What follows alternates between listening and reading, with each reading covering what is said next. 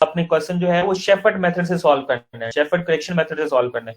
आपके उसके सोल्यूशन भी फाइंड करने पड़ेंगे, ठीक है, अनकरेक्टेड वैल्यूज निकालनी पड़ेंगी, फिर आपको उसमें करेक्शन जो होगी वो अप्लाई करना पड़ेगी, ठीक है। Yes sir. ठीक है, ये डिफरेंट टॉसेस और वैल्यूज को रिप्रेजेंट करता है। ये हमने काफी ज्यादा रिलेशनशिप पढ़े थे, ठीक है। उसमें हमारे पास इंटरपोलेशन क्या होती है कि अगर बीटा 2 नॉर्मल डिस्ट्रीब्यूशन बनाता है इस तरह के, इसकी वैल्यू जो है वो 3 और -3 के बिटवीन ही रहती है, ठीक है, प्लेटी कर्व की वैल्यूज जो होती हैं, ठीक है। अब बेसिकली अब आ जाए जरा क्वेश्चन पे,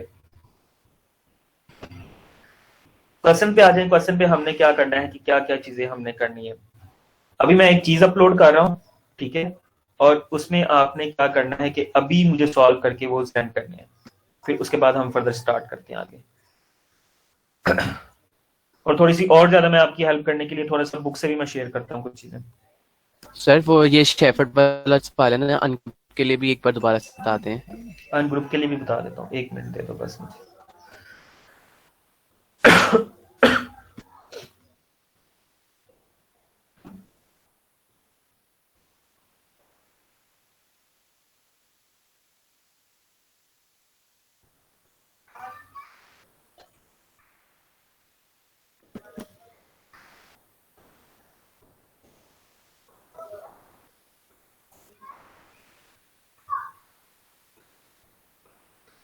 रजिस्टर रजिस्टर अपने डाल लें जरा, ठीक है, सारे बच्चे।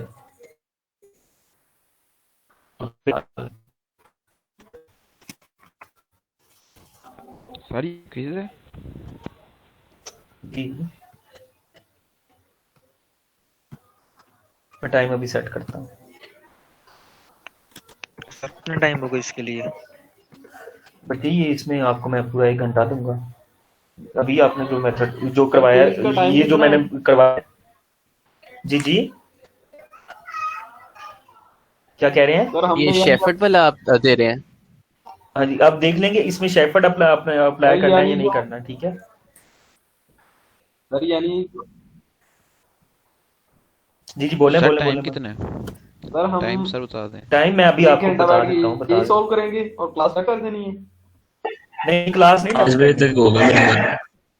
नहीं क्लास नहीं लेफ्ट करनी, इसके बाद फिर मैं दोबारा क्लास कंटिन्यू करनी है। अच्छा जी,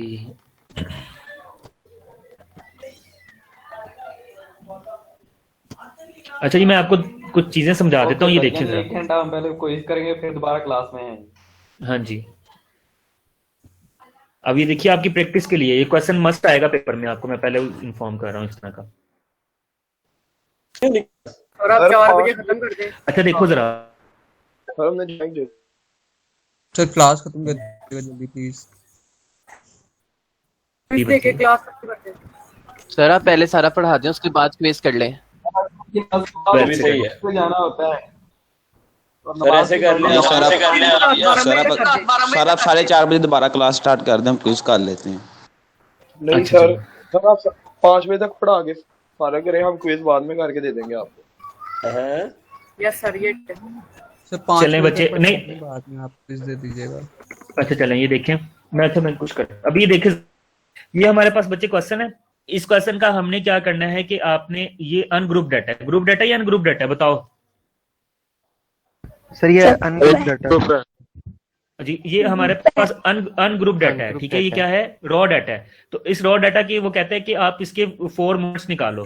तो 4 मूवमेंट्स निकालोगे, किस तरह मूवमेंट्स निकालोगे? रॉ डाटा का जब आप मूवमेंट्स निकालने होते हैं तो सबसे पहले हमने इस डाटा के अलोंग आपने मीन निकालना है। सबसे पहले मीन निकाल लोगे, तो मीन से आपने क्या करना, ठीक है, एक्स साइज की सारी वैल्यू जो है वो मीन में से सबट्रैक्ट करोगे और फर्स्ट मूवमेंट्स के इक्वल 0 के, हाँ जी। देन आपने उसका सम कर देना है, फिर क्यूब करना है, उसका सम कर देना है, फिर उसकी पावर 4 लेनी है, उसका सम कर देना है, ठीक है। बस ये आपने उसका एम निकालोगे, इक्वल ना आए फर्स्ट मूवमेंट हो, इक्वल नहीं आता तो आपका क्वेश्चन गलत है, ठीक है, या जो आप सॉल्व करे वो गलत है। ये सिर्फ अनग्रुप था, क्योंकि ग्रुप में आपका जो था वो नहीं था आया सर। देखो ग्रुप के लिए हमारे पास ये डिफरेंट है, ठीक है। कहते हैं कि ना वीक है डिफरेंट, और उसमें डिफरेंट वीक्स में जो है ना अर्न कर रहे हैं डिफरेंट मैन, ठीक। तो अभी देखो ये हमारे पास जो डिस्टेंस है हर एक पॉइंट का, क्लास है क्या है डाटा की सेम है, इसमें से 5 में से 6 को सबट्रैक्ट करोगे, इतना सबट्रैक्ट करते जाओ तो 1 आ जाएगा, ठीक है। अच्छा जी, अब डाटा की आपने कैलकुलेशन करनी है, तो कैलकुलेशन किस तरह करोगे? हाँ जी बताओ। एक्स साइज वैल्यूज गिवन है, फ्रीक्वेंसी गिवन है, ठीक है। अब आपने आर्बिट्रेरी नंबर एक ले लेना था 10, जो हमने एग्जांपल वही एग्जांपल है सिर्फ। अब उसमें से माइनस किया तो ये देखो उसका सम जो होगा वो 0, वो हमें नहीं चाहिए होता, ठीक है। वो 0, अगर इसको सारे को सम भी करोगे तो 0 के इक्वल ही आएगा। देखो कैसे, ये 1 है, ये -1 है, 0, ये 2 है, ये -2 है, ये भी 0, 3 और ये -3, ये भी 0, ये प्लस का 4 है, ये माइनस का 4, ये भी 0, और ये 5 है और ये -5 है, ये भी 0, ठीक है। फर्स्ट मूवमेंट जो होगा वो किसके इक्वल आएगा? 0 के। अच्छा जी, अब आपने इसके अनकरेक्टेड सॉल्यूशन निकाले ने M2, M3 और M4, ठीक है। फार्मूले जो है वो आप याद लो, ठीक है। इनकी डोजेज आपने सुबह बैठ करनी है। फिर इसके बाद होगा शेफर्ड होगा करेक्शन जो है वो आप अप्लाई करोगे इसमें, ठीक है। शेफर्ड करेक्शन में आपने ए की जगह क्या वैल्यू करोगे? 1, ठीक है। और उसके बाद अनकरेक्टेड सॉल्यूशन जो होंगे वो देखेंगे, ठीक है। तो ये पुट करेक्शन अप्लाई करना है। ये बच्चे ये करना है आपके पास एक अनग्रुप डाटा के लिए और एक ग्रुप डाटा के लिए। जल्दी से आप पूछेंगे तो ऐसे भी कर सकते हैं। उसमें जो डाटा में अगर हमारे पास इंटरवल सेम होता है, ठीक है, तो तब उसमें शॉर्ट करेक्शन अप्लाई करो। ओके सर, सेम है तो अब ये क्लास विड्थ सेम है जो मैंने आपको है ना क्विज दिया उसमें क्लास।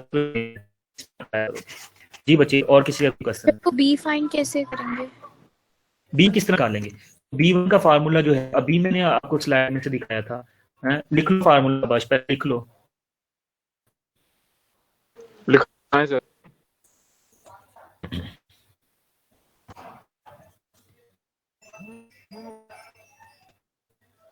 सर मतलब अगर उसको माइनस कर 1 ना होगा तब हमने करेक्शन अप्लाई करनी है।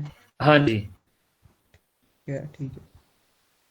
अच्छा जी, मूव्स रेशियो देख लीजिए, B1 और B2 लिख लीजिए, इन पे शो कीजिए।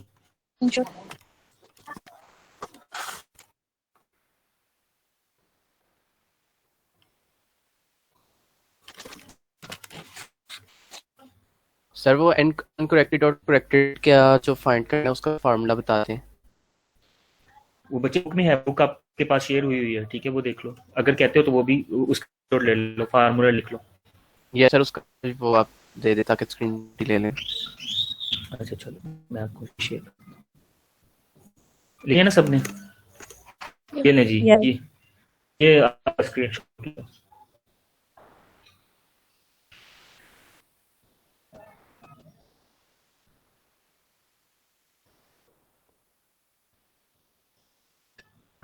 प्रॉपर कर दिए। ये जी,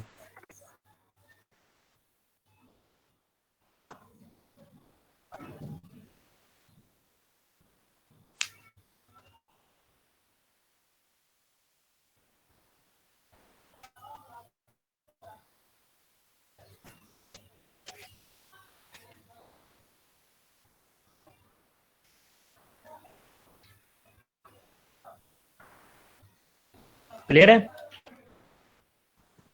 यस सर। इसको कोई इशू?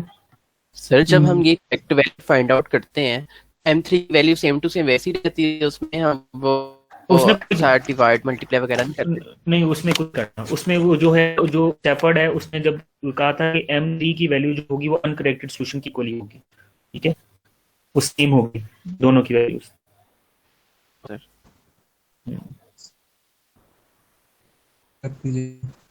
जी जी, क्या करें? पहले पढ़ा दें, बाद में क्विज रख दिया। बच्चे दोबारा नमाज के फौरन बाद आप अपलोड करेंगे। आप हम बड़ी लेट सर अनग्रुप वाला भी फार्मूला एक बार दिखा दें। तो भी मैं पढ़ाता रहूंगा, डाइजेस्ट कैसे होगा, ठीक है, आपकी प्रैक्टिस कैसे होगी, ठीक है। अमन एग्री हैं आप? सर तक का टाइम दिया आपने? बजे 5 बजे तक का। सिर्फ बच्चे कह रहे हैं उसी बात पे। मन नहीं है एक बजे।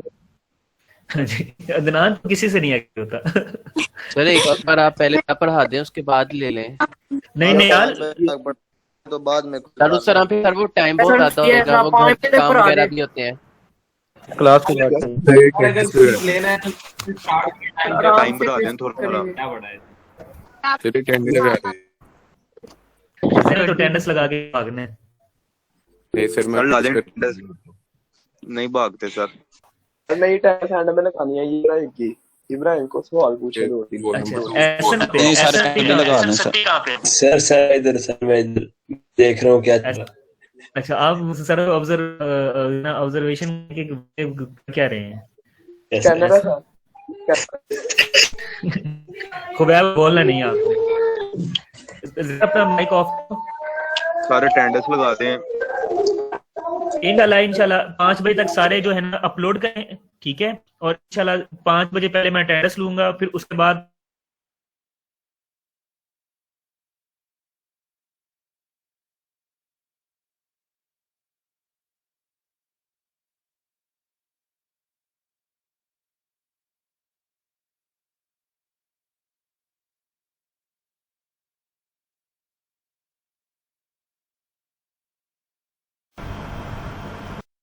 तो ये आपने जो है ना स्टार्ट करने हैं पेज नंबर मैं आपको बता देता हूँ।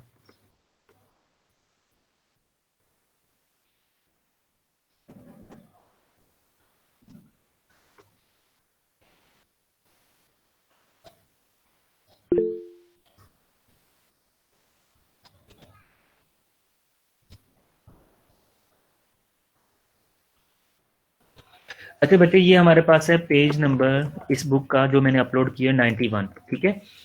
पेज नंबर 91 में वेरिएंस है एंड स्टैंडर्ड डेविएशंस है, ठीक है? तो वेरिएंस का फार्मूला जो है आपको पता है, हाँ जी, पॉपुलेशन में वेरिएंस का फार्मूला क्या होता है?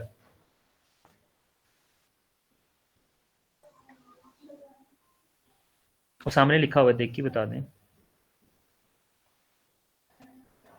Addition of xi minus mu का square over number of एंटम आपने जब भी लेना है तो ये हमारे पास 22 सोल्यूशन आपने लेना है, ठीक है? नंबर ऑफ एन वैल्यू जो होंगी वो 22 होंगी, ठीक है? मतलब आपने n-1 किसी भी वैल्यूज में नहीं लेना, ठीक है? सिर्फ आपने n लेना है या स्मॉल n लेना है, ठीक है?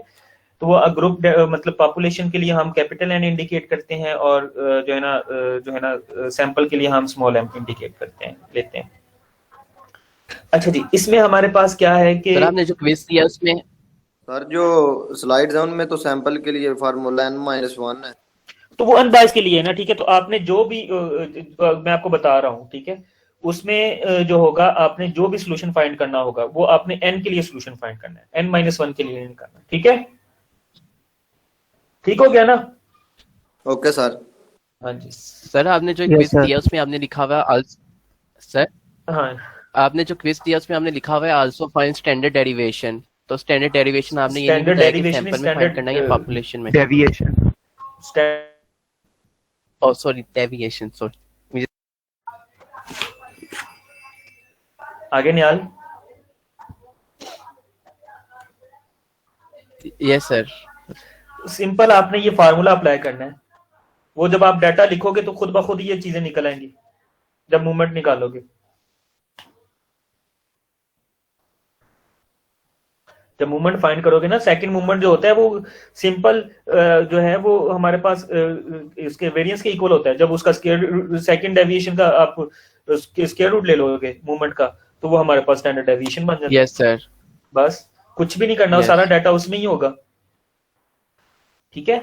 तो ये बताइए हमारे पास डिफरेंट फार्मूला जो है आपने यहाँ से देख लेने हैं, ठीक है? और आप यहाँ से भी अप्लाई कर सकते हो। फिर इसी तरह ग्रुप डाटा के लिए फ्रीक्वेंसी सिर्फ मल्टीप्लाई होती है, ठीक है? जो हमें स्लाइड में अभी मैं आपको बताया।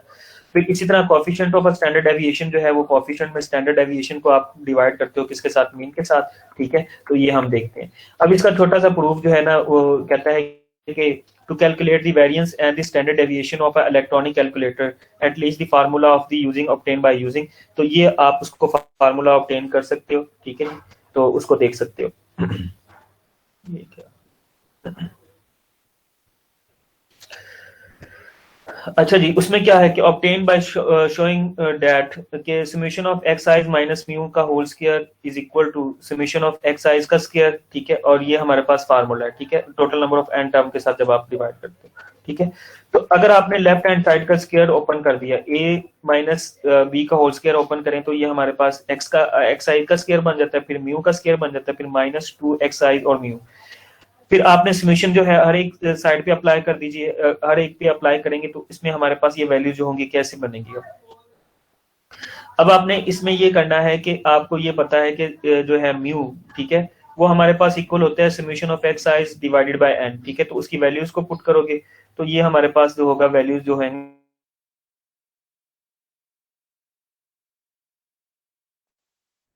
Whole square divided by N, ठीक है। तो ये टर्म जो है, ये फार्मूला जो हमारे पास स्टैंडर्ड डेविएशन का जो फार्मूला बनेगा, जो हमारे पास वेरिएंस का फार्मूला बनेगा, वो हमारे पास क्या होगा, summation of X i's minus mu का whole square divided by N, ठीक है। तो हम इसको लिख सकते हैं किसके equal, summation of X i's का whole square divided by N. जी सर आपने क्विज बाद में लेना है? हाँ जी, क्विज बाद में लेना है, ठीक है सर। हाँ जी। तो अब आपने रिक्वेस्ट की थी, इस वजह से बच्चों की सारी की बातें में जो है ना हम कह रहे हैं कि चलो मान लेते हैं, ठीक है। अब आपकी बात को तो नहीं ना, thank you sir, thank you very much. अब आपको मैं बताऊं कि अभी जो है ना, वैसे मैंने क्यों आपको क्विज दिया था, 3:30 पे ना मैंने एक पेपर कंडक्ट करना था, ठीक है। अब बच्चे वहां पे बैठे होंगे, अभी आपको दिखा भी देता हूँ, ठीक है, सारे आते हैं, ठीक है। तो अच्छा जी, इसमें हमने क्या करना था कि मीन आपने फाइंड करना है इस डाटा का, ठीक है। तो सॉरी, इसका वेरिएंस निकालना है और स्टैंडर्ड डेविएशन निकालना है। तो बच्चे वो पहले वाला भी फार्मूला सेम है, सेकंड वाला भी सेम है, जो मर्जी अप्लाई कर दोगे दोनों से आंसर सेम आएगा, ठीक है। फ्रीक्वेंसी के लिए भी वो उसके लिए भी, ठीक है, जो मर्जी अप्लाई कर दो, ठीक है। इसका प्रूफ जो है वो देख लीजिएगा, प्रूफ में दे सकता हूँ, ठीक है, छोटा सा प्रूफ है। इसी तरह जो है ये इसका क्वेश्चन जो है, क्वेश्चन सॉल्व कैसे करोगे, ये इस तरह के क्वेश्चन मैंने आपको सॉल्व करवाए हैं, ठीक है। और इसके बाद हमारे पास है सिंपल, आपने स्टैंडर्ड डेविएशन इसका निकालना है, ठीक है, और मीन वेरिएंस निकालना है, ठीक है। तो ये हमारे पास है। इसके बाद आपने चेंज ऑफ रीजन पे आप कोई भी स्केल की वैल्यू देखते हो तो रीजन पे आपने वैल्यूज देखनी होती है, तो वो हमारे पास होती है mu of i's is equal to X of i's minus A divided by H, ठीक है। और एक्स ऑफ आइज हमारे पास इक्वल होती है ए प्लस एच ऑफ यू के। तो जब आपने इसकी वैल्यू देखनी है, ठीक है, तो इसकी वैल्यू जो होगी बच्चे, हमने इस डाटा का एनालिसिस करना है कि ये हमारे पास जो है समेशन जो होता है वो हमारे पास एक्स आइज माइनस म्यू जो है ना एक्स बार के इक्वल होता है, ठीक है, होल स्क्वायर, जब आप वेरिएंस निकालते हो किसी चीज का, ठीक है। तो हम इसमें ये करते हैं कि हम इसमें एज यू ऑफ आइज, ठीक है, म्यू ऑफ आइज जो है वो आप उस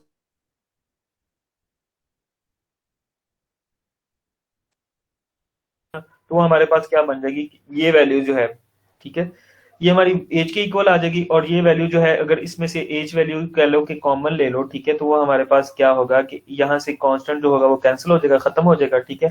तो उसकी वैल्यूज का आइडेंटिफाई करोगे तो इसके इक्वल आ जाएगा, ठीक है। तो इसका सिर्फ और सिर्फ आपने फार्मूला याद रखना है और इसको अप्लाई करना है, ठीक है। इसी तरह स्टैंडर्ड डेविएशन है, ठीक है, उसका फार्मूला याद रखना है, अप्लाई करना है। अब ये देखो कि वो कहता है कि आपने कोएफिशिएंट ऑफ वेरिएशन निकाली है, ठीक है, ग्रुप डाटा के लिए और अनग्रुप डाटा के लिए, ठीक है। अब दो वैल्यूज हमारे पास गिवन है, एक एक्स वैल्यूज गिवन है और एक वाई वैल्यूज गिवन है। अब इन दोनों में हमने क्या करना है, डाटा में कंपैरिजन करना है कि ये कितनी वेरिएशन हो रही है। सबसे पहले आप इस डाटा का क्या करोगे, प्राइस जो है वैल्यू फाइंड करनी है। तो प्राइस वैल्यू फाइंड करने के लिए आप इस डाटा का वो क्या कर लो, स्क्वायर निकाल लो और वाई वैल्यू का भी स्क्वायर निकाल लो। अब इसका फार्मूला क्या होता है कि जो आपने स्क्वायर निकाला होता है समेशन ऑफ एक्स का स्क्वायर, उसको डिवाइड करते हो टोटल नंबर ऑफ फ्रीक्वेंसी पे, जो है ना नंबर ऑफ जो है ना फ्रीक्वेंसी पे। फिर इसी तरह जो सम ऑफ फ्रीक्वेंसी जो होगा उसको नंबर ऑफ वैल्यूज पे डिवाइड करो और उसका स्क्वायर कर लो, ठीक है, मीन से, ठीक है। तो फिर इसके बाद आपने उसको 100 से मल्टीप्लाई कर दें, ठीक है, जो वैल्यू आए, ठीक है। सबसे पहले ये हमारे पास इसका स्टैंडर्ड डेविएशन आया, स्टैंडर्ड डेविएशन को आपने मीन के साथ क्या करना है, डिवाइड करना है, ठीक है, और उसको 100 से मल्टीप्लाई कर दोगे तो कोएफिशिएंट ऑफ वेरिएशन आ जाएगा, ठीक है। इसी तरह लाइफ आवर्स का आपने देखोगे तो उसका कोएफिशिएंट ऑफ वेरिएशन जो है वो 37.15 आता है। इसी तरह मैं आपको 2 डाटा दे सकता हूँ, उसमें आपको मैं पूछूंगा कि आपने प्राइस लिस्ट देखनी है कि किसकी वैल्यू लार्जर है, किसकी वैल्यू जो है वो ग्रेटर है, ठीक है। जब आपने वैल्यूज को लार्जर और ग्रेटर में देखना होगा तो आपको स्टैंडर्ड डेविएशन चाहिए होगा दोनों डाटा का, और दोनों का मीन चाहिए होगा। फिर आपने उसको 100 से मल्टीप्लाई कर देना, जिसकी परसेंटेज ज्यादा होगी, ठीक है, उसका प्राइस रेट ज्यादा होगा, और जिसकी परसेंटेज कम होगी उसका प्राइस रेट क्या होगा, कम होगा। इस तरह हम डिफरेंट डाटा में वेरिएशन देख सकते हैं। अभी देखो ये ग्रुप डाटा है, ग्रुप डाटा में आपने देखना है कि कोएफिशिएंट ऑफ वेरिएशन निकालना है, ठीक है। तो ग्रुप डाटा में जब आपने वेरिएशन निकालना होगा तो ये हमारे पास डिफरेंट वैल्यूज हैं, ठीक है, उसकी फ्रीक्वेंसी हमारे पास गिवन है। तो आपने सबसे पहले एफ ऑफ आई को मल्टीप्लाई करना होगा एक्स ऑफ आई के साथ, फिर आपने इसकी वैल्यूज को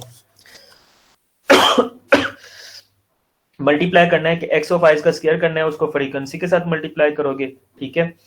फिर बीट टीम के लिए तो उसमें भी आपने एफ ऑफ आई मल्टीप्लाई करना है, ठीक है, किसके साथ, एक्स ऑफ आई के साथ, ठीक है, फिर उसका स्क्वायर कर लोगे। ये दो डाटा है, ठीक है। इन दोनों डाटा का एनालिसिस करोगे, इसका कोएफिशिएंट ऑफ वेरिएशन निकालोगे। पहले आपने इसका क्या किया कि ग्रुप डाटा का आपने स्टैंडर्ड डेविएशन निकाला और उसको मीन के साथ डिवाइड कर दिया, ठीक है।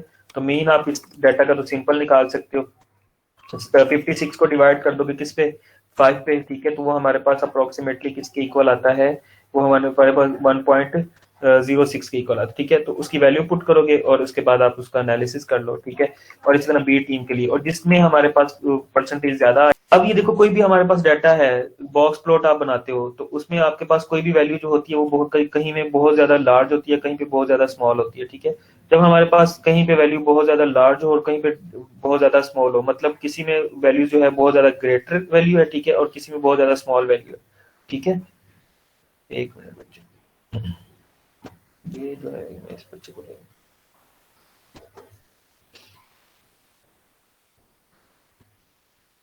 अच्छा जी।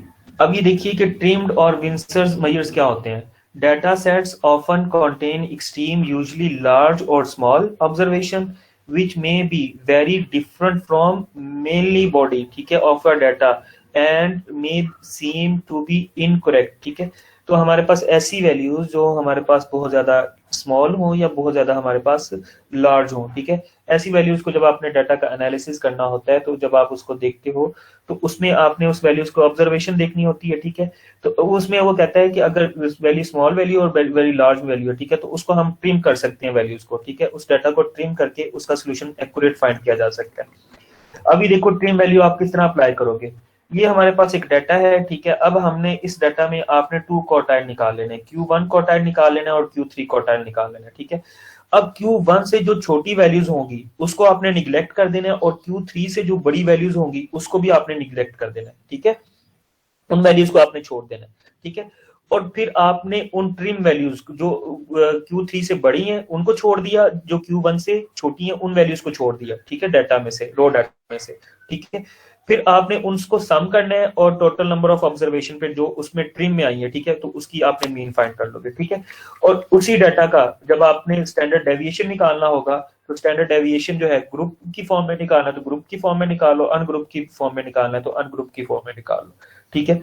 तो क्या करोगे आप, ईच वैल्यू का स्क्वायर करोगे, ठीक है, उसको 5 पे डिवाइड करोगे, फिर उसके मीन के साथ उसको क्या कर दोगे, सबट्रैक्ट कर दोगे। तो यही हमने किया है इसमें, ईच वैल्यू का स्क्वायर किया है और उसमें आपने उसका क्या कर दिया है कि उसको सबट्रैक्ट कर दिया। ये इसका स्टैंडर्ड डेविएशन आ गया, ठीक है। जब आपने होल का स्टैंडर्ड डेविएशन निकाला, जिसमें विंसर मेजर मीन आपने निकाला था, ठीक है, तो टोटल का मेजर जो था, टोटल का सम जो था वो 360 के इक्वल था, ठीक है। और इसी तरह आपने उस डाटा का एनालिसिस कर लेंगे तो स्टैंडर्ड डेविएशन आप उसके डिफरेंट मूवमेंट्स निकाल लेंगे, ठीक है। अभी आपको मैंने मूवमेंट्स निकालना बताया, विंसर मेजर समझ आ गया, बताइए किसी को कोई इश्यू विंसर मेजर। सर ये विंसर्ट्स वाला एक बार दोबारा से रिपीट करते हैं।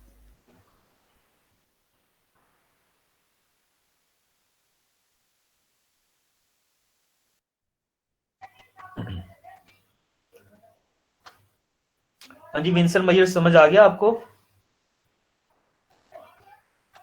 सर रिपीट कर दें।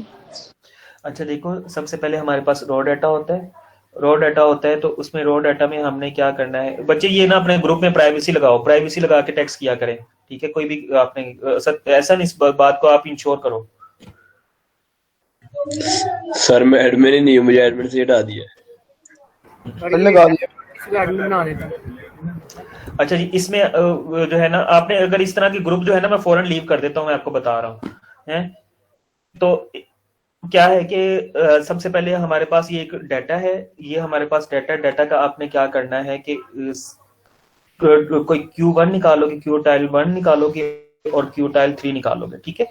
तो क्यूटाइल 1 निकालने के बाद जब आपने किसी वैल्यू को ट्रिम करना होगा, उसका विंसर मीन फाइंड करना होगा, तो आप किस तरह फाइंड करोगे कि जो आपने Q1 निकाला है ना, उससे कम वैल्यू जो होगी, उससे बिलो वैल्यूज जो होंगी, उनको स्किप कर देना है। जो Q3 आपने क्वार्टाइल 3 निकाला होगा, जो अबव वैल्यूज होंगी उनको जो है ना निगलेक्ट कर देना है, ठीक है, उनको क्वार्टाइल से बाहर निकाल देना, ऑब्जर्वेशन में वो इंक्लूड नहीं होगी, ठीक है।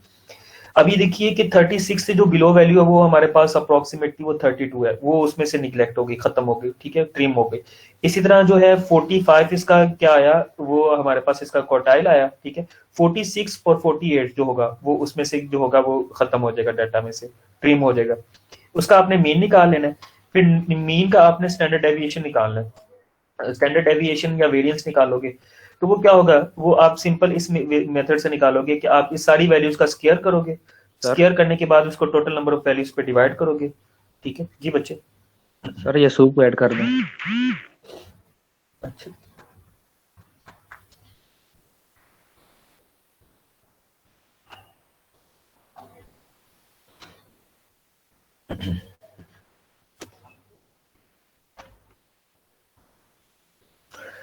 टोटल वैल्यूज पे आपने क्या करना है, उन वैल्यूज का सम करेंगे, टोटल वैल्यूज पे आपने उसको डिवाइड कर। इनमें जो आपने वैल्यू ली है वो क्वार्टाइल फर्स्ट और थर्ड के दरमियान वाली ली है।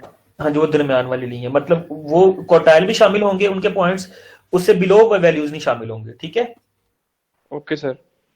हाँ जी, फिर इसके बाद हमारे पास कहते हैं we find the Winsor means and standard deviation, we replace two values, ठीक है। तो हमने इन टू वैल्यूज को रिप्लेस कर देना है, कौन कौन सी कि 32 और 36 below the first and below the values जो है Q3, इनको आपने क्या करोगे विंसर मेजर्स में, ठीक है। जब आपने विंसर मेजर्स आपने इनके करने हैं तो आप इन वैल्यूज को क्या करोगे कि इन वैल्यूज को आपने ऐड कर देना है, ठीक है। इन वैल्यूज को ऐड करोगे तो जब आप किसी चीज का विंसर मेजर्स करते हैं, ठीक है, तो विंसर मेजर्स में हम एक चीज लर्न करते हैं, वो क्या होती है कि जो हमारे पास इसका क्वार्टाइल जो है क्या आया था बताइए।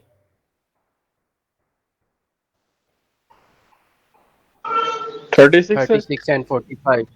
36 एंड 45, ठीक है।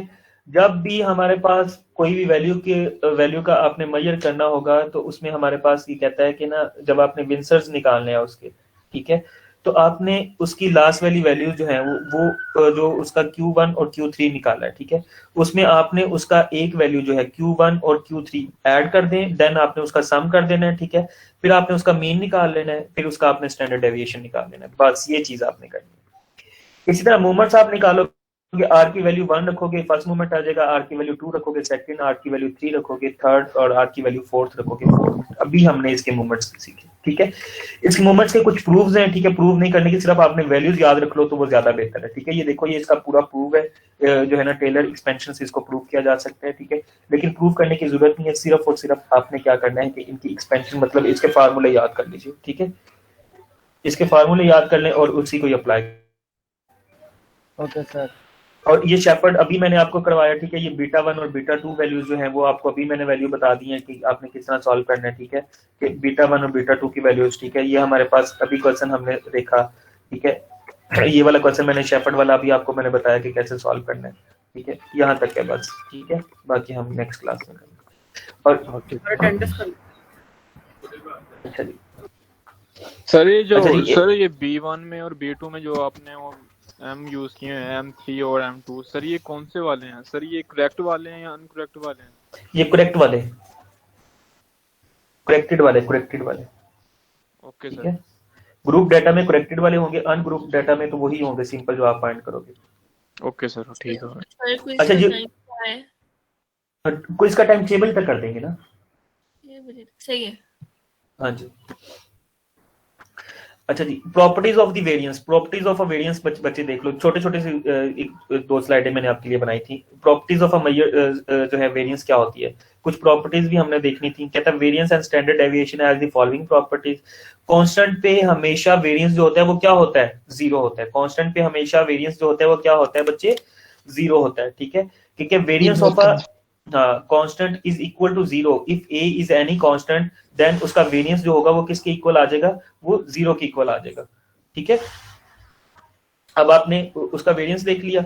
अब अगर आपने उसका वेरिएंस देखा कि वो हमारे पास जीरो के इक्वल आ गया है, ठीक है, अब हमने उस डाटा का एनालिसिस करना है।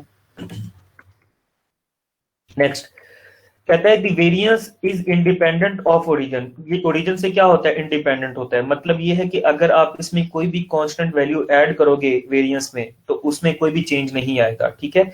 It remains unchanged when the constant is added or subtracted from each observation of the variable x is symbolically that variance x plus a is equal to variance of x.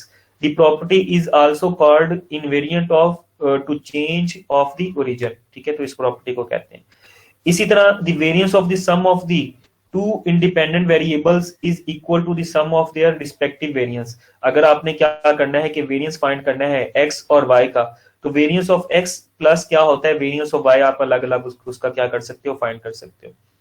इसी तरह fourth property में क्या है कि the variance is multiplied और divide by the square of the constant, ठीक है। तो स्क्वायर ऑफ कांस्टेंट से उसको क्या कर सकते हैं, मल्टीप्लाई भी कर सकते हैं और डिवाइड। अगर आपके पास वेरिएंस है, ठीक है, और वेरिएंस जो है वो x जो है डेटा के साथ मल्टीप्लाई हो रहा है, तो जो वेरिएंस से बाहर a जो कांस्टेंट बाहर आएगा, ठीक है, तो बच्चे वो हमारे पास a स्क्वायर की फॉर्म में होगा। इसी तरह 1/a है तो वहां पे जो वेरिएंस से बाहर जो वैल्यू आएगी वो डिवाइड हो जाएगी किसके साथ, वेरिएंस के साथ, ठीक है। तो ये हमारे पास ऑब्जर्वेशन है कि इसके हमारे पास प्रूफ है, ठीक है, वो देख लीजिएगा। आगे properties of the standard deviation.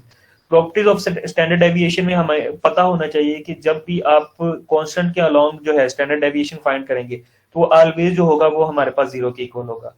इसी तरह जहां पे यहाँ पे वेरिएंस था तो वो उसको कांस्टेंट वैल्यू को क्या करता था, अनचेंज होती थी। जब हमारे पास अनचेंज होगी तो स्टैंडर्ड डेविएशन जो होगा वो x के इक्वल ही आएगा। इसी तरह अगर हमारे पास standard deviation of a of x होगा तो डेविएशन की वैल्यू हमेशा जो रहती है वो पॉजिटिव रहती है, कभी भी नेगेटिव हम स्टैंडर्ड डेविएशन की वैल्यू नहीं लेते। इसी तरह स्टैंडर्ड डेविएशन जो होगा, अगर आपने फाइंड करना है standard deviation x plus minus y, ठीक है, तो अगर हमारे पास प्लस है तो variance of x plus variance of y, ठीक है, तो देन उसका स्क्वायर रूट ले लोगे तो आप उसको फाइंड कर सकते हो। इसी तरह आप उसकी वैल्यूज को देख सकते हो, ठीक है। ये हमारे पास बेसिक छोटे छोटे जो प्रूफ्स है, इसमें से एमसीक्यूज आ सकते हैं, ये मैं आपसे शेयर करता हूँ। इसी तरह एक नेक्स्ट लास्ट स्लाइड है, ठीक है, उसमें हमारे पास स्टैंडर्डाइज्ड वेरिएबल्स हैं, आउटलायर्स हैं, ठीक है, और ट्रिम्ड और विंसर मेजर्स हैं, ठीक है। सबसे पहले स्टैंडर्डाइज्ड वेरिएबल्स कौन से होते हैं। Standardized variables, a variables is defined to be a standardized और is in a standard units if it is expressed in term of deviation from its mean and divided by its standard deviation, ठीक है। तो standard deviation से उसको क्या करते हैं, multiply करते हैं, ठीक है, डिवाइड करते हैं। तो it is denoted by z और इट इज सिंबल बाय, तो zi जो होते हैं वो हमारे पास किसके इक्वल होंगे, xi minus mu divided by हमारे पास स्टैंडर्डाइज जो होता है उसका हमारे पास क्या होता है, स्टैंडर्ड डेविएशन, ठीक है। इस तरह सैंपल के लिए आप स्टैंडर्ड डेविएशन देखते हो तो उसकी z की वैल्यू जो होती है वो independent of the unit of measurement होती है, provides the basis of the comparison between the individual values even through they belong to different distribution. This is how they are often used to psychologically education testing and where we are known as standard scores, ठीक है। तो standard score जो होता है वो हमारे पास किसी भी चीज का मेजर करने के लिए वो हम कैसे फाइंड करते हैं कि आपने 50 प्लस 10 इंटू x जो हमारे पास डिफरेंट डाटा होगा उसमें से माइनस कर देंगे मीन को और स्टैंडर्ड डेविएशन को उसके साथ डिवाइड कर देंगे, ठीक है। तो उसी तरह अगर आपने किसी चीज का आउटलायर्स डाटा का निकालना होता है, आउटलायर्स क्या होते हैं कि उस डाटा की एक्सट्रीम ऑब्जर्वेशंस होती हैं, ठीक है। कहता है data sets often contain extreme observation which may be very difficult from the main body of the data set and may seems to be incorrect. Solution को इनकरेक्ट कर दे तो ऐसी सोल्यूशन जो होती है वो विल्ड ऑब्जर्वेशन आउटलायर्स होते हैं। ऐसी ऑब्जर्वेशन को जो है ना मिसलीड होता है, काफी ज्यादा प्रॉब्लम्स क्रिएट होती हैं उसको सॉल्व करने में। तो देन क्या होगा कि उसकी प्रॉब्लम को सॉल्व करने के लिए outliers can be caused problems in presence of the outliers, the mean and the standard deviation being affected by the extreme observation are therefore misleading measures of the central tendencies. तो उसको आप major करने के लिए हम क्या करते हैं, when the outliers in a data then median and interquartile range are better to use because they are least sensitive of the outliers। तो आप उसको आउटलायर्स में क्या कर सकते हो, रेंज को आप देख सकते हो, ठीक है। इसी तरह ट्रिम्ड और विंसर मेजर्स क्या होते हैं।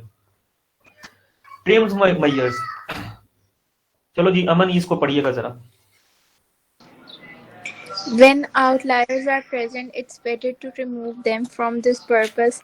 We either remove the certain percentage of smallest and largest observation to get so-called trimmed data set, or replace trimmed values by those next to magnitude to obtain what is known as Vinsorized data set. The mean and standard derivation of such data sets are known as trimmed mean and trimmed standard deviation, and Vinsorized mean and Vinsorized standard deviation respectively. अच्छा, इसमें हमारे पास trim values मैंने आपको बताया कि जिसमें smallest values और largest values observation होंगी, उन वैल्यूज को आपने क्या करना है, ट्रिम डाटा में रिप्लेस करना है। ठीक है, तो जब आपने उसको ट्रिम डाटा में रिप्लेस करना होगा तो you have find two quartile Q1 and Q2। तो Q1 और Q2 फाइंड करोगे तो वो हमारे पास विंसर्स डाटा सेट्स आ जाएंगे। तो देन आगे पढ़िएगा। Trimmed mean and Vinsorized mean. Trimmed mean is obtained from data set after having removed all observations below then first quartile and above then upper quartile. Vinsorized means is calculated from the modified data. तो trim values में हम जी, तो trim values में हम क्या करते हैं, data जो हमारे पास ऑब्टेन होता है उसमें हम रिमूव कर देते हैं ऑल ऑब्जर्वेशन को बिलो, ठीक है, then the first quartile and above then the upper quartile, जो ट्रिम वैल्यूज होती हैं। ठीक है, इसी तरह विंसन मेजर्स में हम क्या करते हैं बच्चे, Vinsorized mean is calculated from modified data set obtained by replacing each observation below the first quartile with the value of first quartile and each observation above the third quartile with the value of third quartile. हाँ जी, इसमें हमारे पास देखिए कि हमारे पास ये data था ना, कि इस डाटा का हमने ट्रिम फाइंड करना था। ठीक है, इस डाटा का हमने ट्रिम फाइंड करना था और उसमें डाटा में हमने, उसमें वो कहता है कि जब आपने किसी डाटा का ट्रिम मेजर्स फाइंड करने हैं, ठीक है, उस डाटा का आपने ट्रिम मेजर्स फाइंड करने हैं, तो उस ट्रिम मेजर्स आप किस तरह फाइंड करोगे कि आपने अपर वैल्यूज जो है, ठीक है, उसमें जितनी अपर क्वार्टाइल में जितनी वैल्यूज हैं, ठीक है, उसको आपने किसके साथ, उनके क्वार्टाइल के साथ रिप्लेस कर देना है। ठीक है, तो क्वार्टाइल के साथ रिप्लेस करोगे, इसी तरह जो लोअर वैल्यूज होंगी उनके लोअर क्वार्टाइल के साथ उसको क्या कर दोगे, रिप्लेस कर दोगे। ठीक है, तो उनकी वैल्यूज को हमने देखना है और उस वैल्यूज को आपने एनालिसिस करना है और उस वैल्यूज को हम देखेंगे। अब ये देखो जरा 104,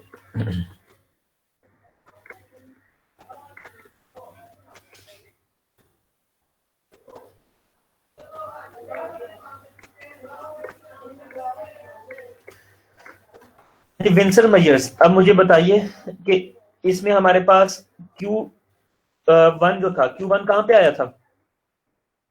हाँ जी बताइएगा। 36 पे सर। 36 पे। तो Q1 हमारे पास 36 पे आया, तो 36 से बिलो कितनी वैल्यूज हैं? 2 36 और 32। एक वैल्यू है, आप कह लो चलो 2 वैल्यूज हैं। ठीक है, अगर ठीक है, तो आपने उसके Q1 को रिप्लेस कर देना किसके साथ, जो बिलो वैल्यूज होंगी विंसर्स के साथ। Q1 को आपने रिप्लेस कर दोगे 36 के साथ, क्योंकि 36 ही Q1 आया। ठीक है, तो वो 36 ही रहेगा। और 32 को भी आपने किसके साथ रिप्लेस कर देना है? 36 के साथ सर। हाँ जी, 36 के साथ। और इसी तरह यहाँ पे हमारे पास Q3 जो है थर्ड क्वार्टाइल 45 आया, तो 46 को किसके साथ रिप्लेस करेंगे हम? 45। और इसी तरह 45 को और किसके साथ रिप्लेस करेंगे हम? 48। तो ये हमारे पास बच्चे विंसर्स मेजर्स हैं, जिसमें आप इसकी वैल्यूज को सम करेंगे। ठीक है, तो देखो ये हमारे पास क्या हो गया, 336 हो गए। ठीक है, जो हमने उसमें लिए थे, और इसी तरह 345 हो गए, क्योंकि हमारे पास एक 45 हो जाएगा और दूसरी वैल्यूज जो है 46 भी 45 और 48 भी 45 हो जाएगा। ये विंसर्स मेजर्स हम करते हैं इसमें। ठीक है, तो 336 कैसे होंगे?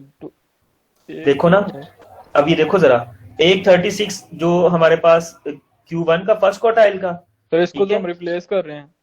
नहीं ना, ये थर्ड वाली वैल्यूज है ना, तो ये हमारे पास, अब इसमें तो ऑलरेडी 36 थी, ये तो हमारे पास, हमें इस वजह से जो है इसको क्या करेंगे, इसको एज इट इज 36 लिखेंगे। ठीक है, क्योंकि यहाँ पे अगर 35 भी होता, ठीक है, तो कोई भी फर्क नहीं पड़ना था।